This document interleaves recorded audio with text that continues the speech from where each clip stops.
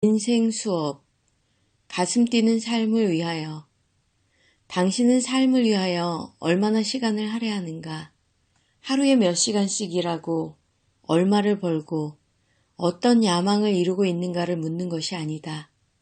당신이 그 모든 일을 한다 하더라도, 삶은 언제까지나 저쪽에서 당신을 기다리고 있는지도 모른다. 지금 당신의 인생 시계는 몇 시인가? 삶은 시간이 지배합니다. 우리는 시간에 의해 살고 또 시간 속에서 살아가고 있습니다.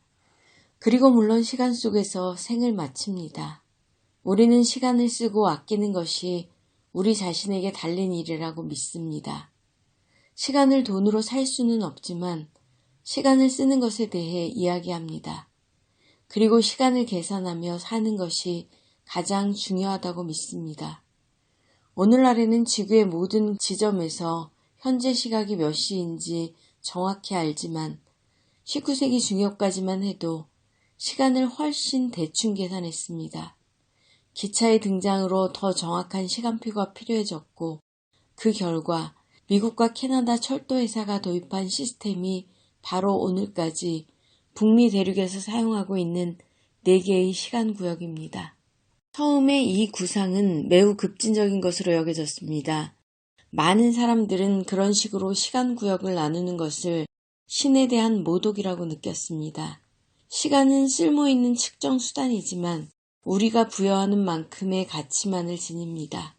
웹스터 사전은 시간을 연속 선상의 두 지점 사이의 간격이라고 정의했습니다. 흔히 탄생을 삶의 시작으로, 죽음을 삶의 끝으로 생각하지만 사실 탄생과 죽음은 연속선상의 두 지점일 뿐입니다. 아인슈타인은 시간은 절대적인 것이 아니며 관찰자에 좌우되는 상대적인 개념이라고 주장했습니다. 우리는 지금 우리가 정지해 있는가 움직이고 있는가에 따라 시간이 다른 속도로 흘러간다는 것을 알고 있습니다. 1975년 미 해군은 아인슈타인의 이론을 시험했습니다. 그들은 똑같은 시계 2개를 하나는 땅 위에 두고 또 하나는 비행기 안에 두었습니다. 비행기가 15시간 동안 하늘을 날면서 비교해 보았더니 아인슈타인이 말한 대로 움직이는 비행기 안에서 시간은 더 느리게 흘러갔습니다. 시간은 또한 어떻게 느껴지는가에 따라 달라집니다. 한 쌍의 남녀가 영화관에서 똑같은 영화를 보고 있는데 여자는 그 영화를 좋아하지만 남자는 싫어합니다. 여자에게는 영화가 너무 빨리 끝난 것처럼 느껴집니다. 그러나 남자는 그 영화가 끝도 없이 지루하게 느껴질 것입니다. 두 사람 다 영화가 저녁 7시에 시작했다는 것과 저녁 8시 57분에 자막이 올라갔다는 것을 알지만 1시간 57분의 경험이 동일하지 않습니다. 한 사람의 시간이 다른 사람의 시간과 같지 않기 때문입니다. 우리는 회의, 식사, 영화 관람 또는 다른 활동을 할 때 시간을 정확히 지키기 위해 손목시계를 착용하고 시간을 맞춥니다. 하지만 더 나아가 초, 분, 시간, 일, 주, 년이라는 인위적인 구분이 시간 그 자체라고 주장한다면 각자 자신의 시간을 다르게 경험한다는 사실을 잊는 것입니다. 시간의 가치가 개인적인 인식에 따라 달라질 수 있기 때문입니다. 시간이 흘러가면 모든 것들이 변합니다. 안도 변하고 바깥도 변합니다. 우리의 외모도 내면의 자아도 변합니다. 삶은 끊임없이 변하지만 우리는 대개 변화를 좋아하지 않습니다. 변화할 준비가 되어 있을 때조차 그것에 저항합니다. 그러는 사이에도 주위 세상은 빠르게 변화합니다. 그것은 우리와 속도를 맞춰주지 않습니다. 변화란 언제나 너무 빨리 오거나 너무 늦게 오는 것처럼 보입니다. 변화는 늘 우리와 함께 있지만 우리는 변화를 친구라고 생각하지 않습니다. 마음대로 통제할 수 없기 때문에 변화에 겁을 먹기도 합니다. 그 대신 우리는 스스로 선택한 변화를 선호합니다. 예기치 않은 변화가 생기면 불안해하고 혹시 삶이 잘못된 방향으로 흘러갈까봐 두려워합니다. 그러나 우리가 환영하든 거부하든 변화는 일어납니다. 삶의 다른 사건들과 마찬가지로 변화는 우리에게 일어나는 것이 아니라 그냥 일어나는 것일 뿐입니다. 변화는 지금까지의 익숙한 생활에 작가를 구하고 새롭고 낯선 상황을 받아들이는 것입니다. 때로 우리를 불안하게 하는 것은 그 상황의 낯설음이나 익숙함이 아니라 그 중간에 존재하는 시간입니다. 유방암을 2차례나 이겨낸 작가 로니 카헨은 삶에서 하나의 문이 닫히면 언제나 다른 문이 열린다. 그러나 그 사이의 복도는 매우 좁고 길다라고 말했습니다. 변화는 대개 지금까지의 문이 닫히는 것으로 시작되는데 그 문들의 이름은 끝, 완성, 이별, 죽음 등입니다. 그런 다음 우리는 불안정한 시기 속으로 들어갑니다. 이 시기는 닫혀진 문을 보고 슬퍼하면서 다음에 무슨 일이 일어날지 모르는 불확실한 시기입니다. 이 시기가 가장 힘이 드는 때입니다. 그러나 더 이상 견디기 힘들다고 느끼는 바로 그때 새로운 일이 일어납니다. 새로운 시작의 문이 열리는 것입니다.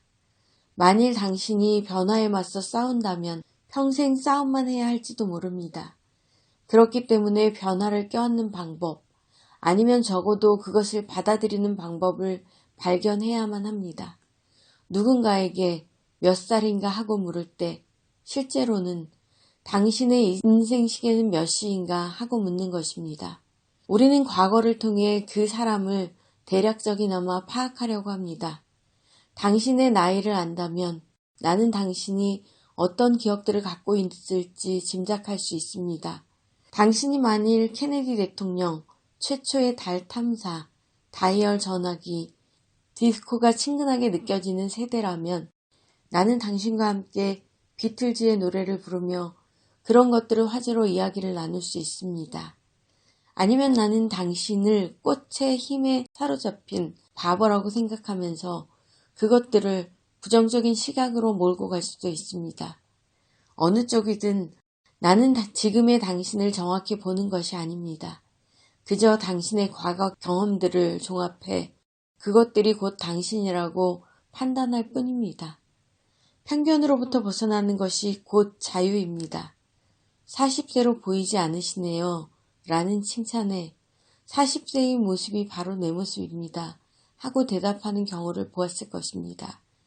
칭찬하는 사람은 당신은 내 편견에 맞지 않는다 라고 말하는 것이며 젊어 보인다는 칭찬을 부인하는 사람은 나한테는 40세의 모습이 바로 이 모습이니까 당신의 기대에 따라 나를 정의하지 마라 하고 말하는 것입니다. 현대인들은 늙어감의 가치를 인정하지 않습니다. 주름살은 삶의 일부가 아니라 예방하고 감추고 제거해야 할 대상입니다. 그러나 젊음의 에너지와 패기를 그리워하면서도 모두가 그 시절로 돌아가고 싶어 하지는 않습니다. 그 시절의 방황과 혼돈을 생생하게 기억하기 때문입니다. 나이가 들면 삶을 더 잘 이해하게 되고 더 이상 무의미한 것들에 시간을 낭비하지 않습니다. 이 시기가 되면 자신이 누구인가를 알며 무엇이 자신을 행복하게 하는가도 압니다. 일단 이 배움을 얻고 나면 누구도 그것을 젊음과 맞바꾸려 하지 않을 것입니다. 지혜와 명상은 우리에게 젊음이 중요하긴 하지만 언제나 매력적이지만은 않다는 것을 일깨워줍니다. 이런 지혜에는 편안함이 있습니다. 청춘은 순수의 시기인 동시에 무지의 시기입니다.